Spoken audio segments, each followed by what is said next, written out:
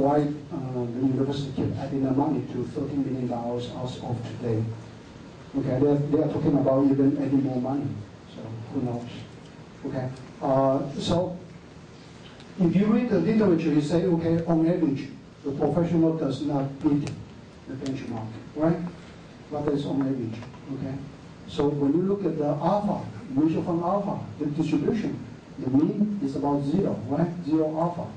But left-hand side, distribution, we have positive alpha, right-hand side, we have negative alpha, right? So which means what? Which means over time, probably about 40% of the professionals, they do beat the market. This is especially true for hedge fund, okay? Hedge fund managers, I really like them, okay? I really like them because they really perform. They really perform. Okay, and why do they perform? Because they are subject to default regulation at all. Okay, they can be long, they can be short, right? They can be in foreign currency trading, they can be in derivatives, they can be in anything you name it. Okay, the thing I don't like hedge fund is that they are not transparent. Therefore, you don't know what hell they are doing about it. Okay, that is the bad thing. However, regulation is not necessarily good thing for them. Okay, if there is any regulation for hedge fund, I recommend transparency. Yes. Regarding your business stance. Yes. Is it necessary to have a simultaneous sequential regression? There is no such a thing as quantile simultaneous equation. I tried to derive one, I couldn't. Okay, I wish there was one, but there is none. But you know, quantile regression is not subject to distribution constraint. Okay, because it does not minimize the sum of square residuals. Use interpolations, so optimization procedures. So it is less prone to the distributions. Any other questions? There's a moment. I'm sorry. Do you guys speak Chinese? You do, right? Wait. Okay. So when I talk in Chinese, you guys understand, right? Wait. Wait. Okay, that's good. 你们都是台湾的，对不对？台湾的吗？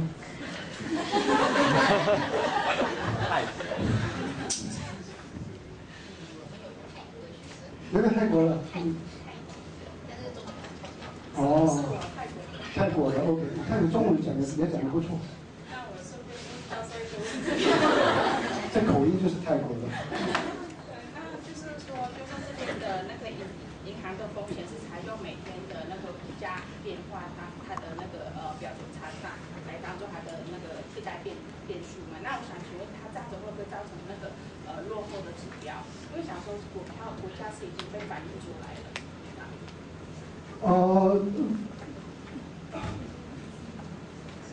落后指标，因为你股价的确是 forward looking 嘛，对不对？你 stock return 是 stock price 是 forward looking， 为什么是落后指标？因为我意思是想说，因为这个指标已经算是，因为股价是明天的股价的变化嘛，那是应该是已经被反映出来了这样。那它这样子，就因为大家也都知道这个。哦，你讲的是说 OK 是 prediction 方面的，对不对 ？OK， 那 prediction 的方面，当然你说你这个compensation 呢有没有 predict future bankruptcy probability， 那是另外一个 research topic area。OK，yeah， that could be another research topic area。OK，whether the compensation or trading predict future bankruptcy probabilities。在这个研究方面，这个价格的部分就不算是产生那个落后。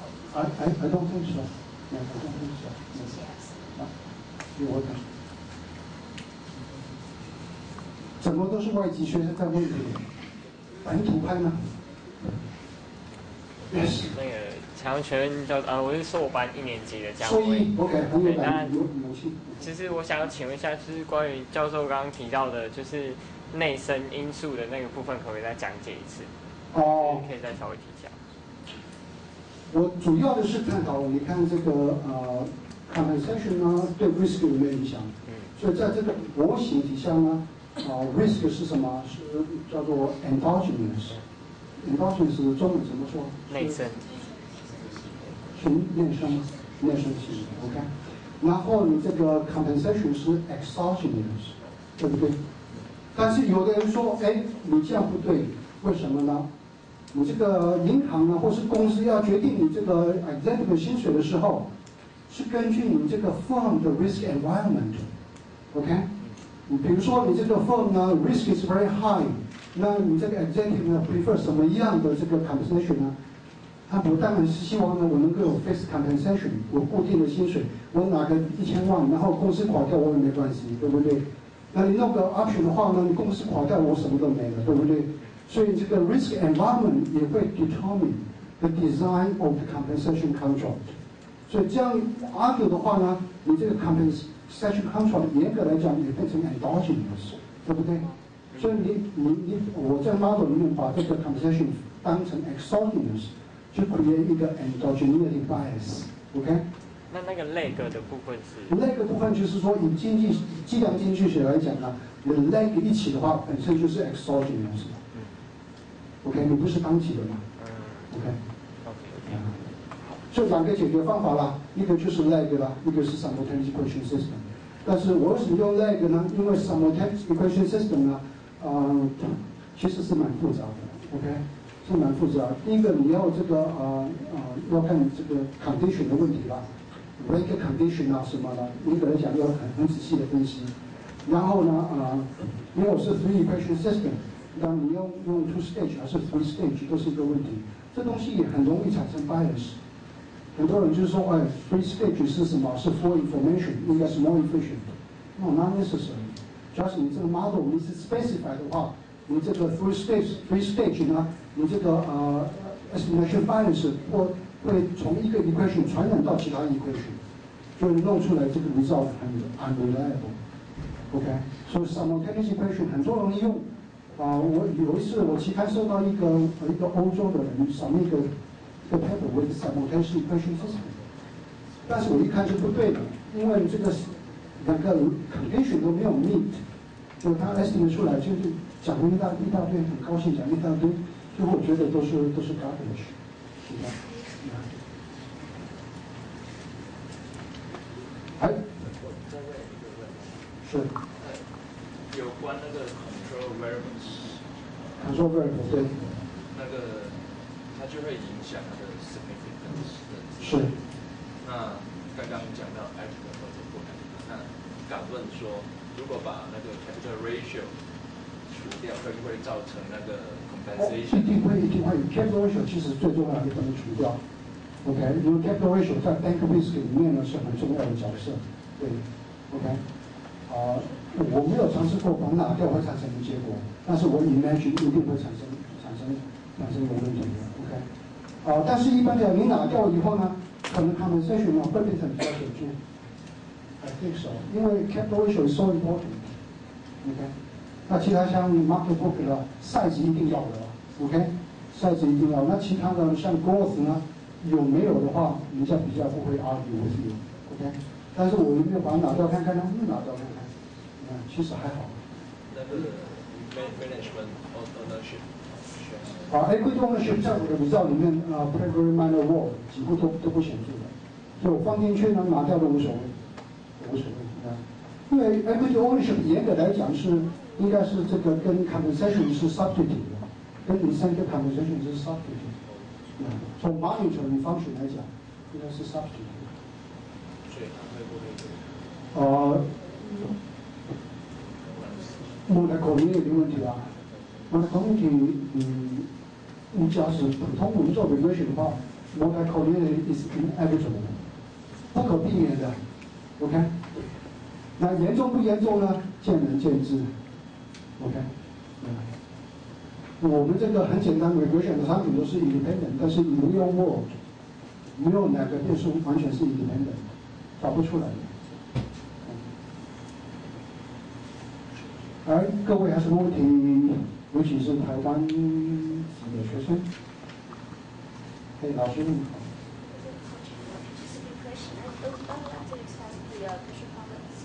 Yeah.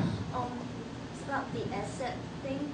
If you see your result for a few table, like table 5, 6, 9, when you divide it all something into different quantities, and then this is the result for log asset, the magnitude increasing over time as well as the risk shift to more right hand. Right tail, yeah. Yeah. So I was wondering if you dig into more detail, would there be any questions such as like, in fact, the banking's larger size or with a different amount of capital ratio? Okay. So in fact, their behavior of risk taking, and then will lead to the behavior of all decision making different country will be different. So in the end, maybe the log asset or the capital ratio is no longer control, but the memory variable we actually have to look from beginning because people say too big to fail. So maybe they are too big, so they are not hesitate to take more risk. Well, that's a good question, but I think in the quantitative regression, both the size and the capital ratio are in the control variables. So to some extent, I think that control the effect of those too big to fail issues. Okay.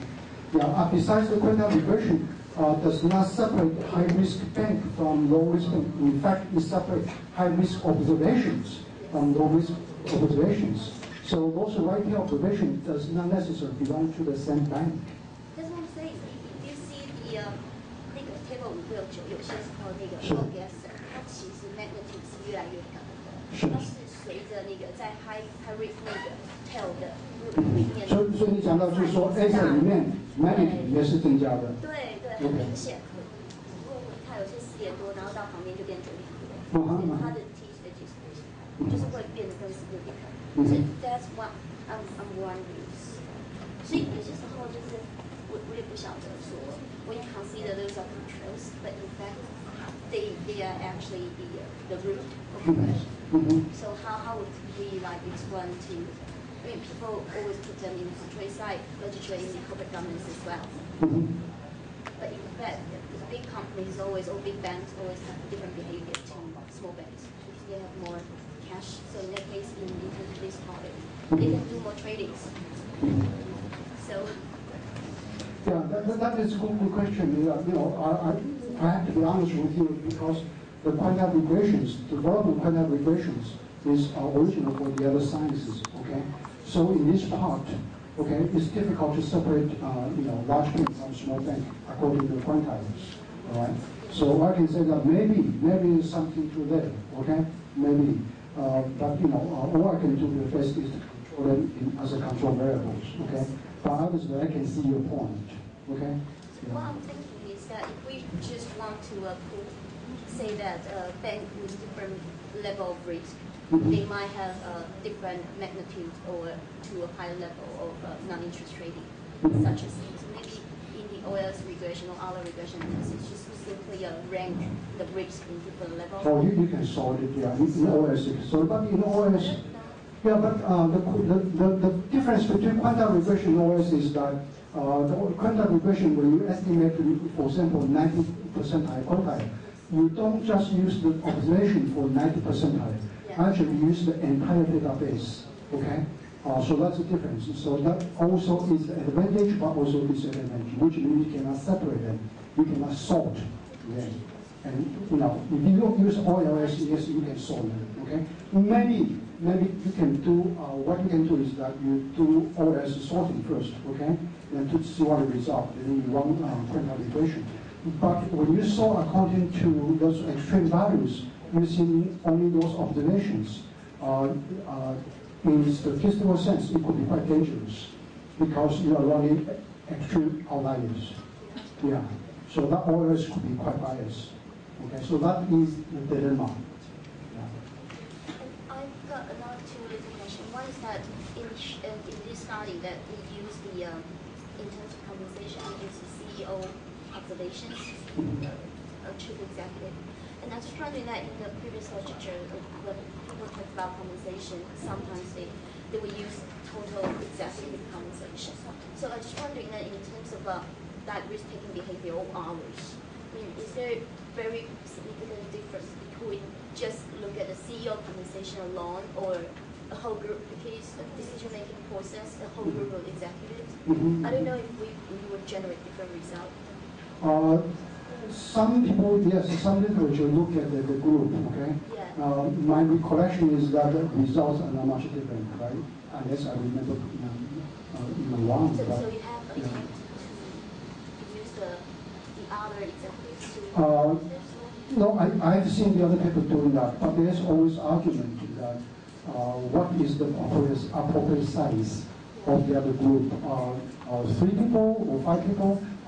Who are the most powerful people? Right. So there is aggregation issue. Okay. If the size cannot be determined what is optimal size, then there is aggregation bias issue. Okay. So there is a pros and cons.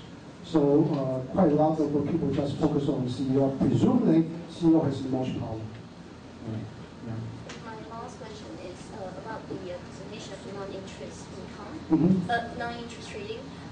Because we know that after this financial debate for big companies in early 2000s, actually in terms of the banks, previously there are like investment banks, now they are non-exist for investment banks. So their role becomes commercial banks. But if we look at the sample history from 1992 to now, and then I'm sure their trading activity under different period will be different, because their role previously are divided into 2, but now it becomes only one big unit.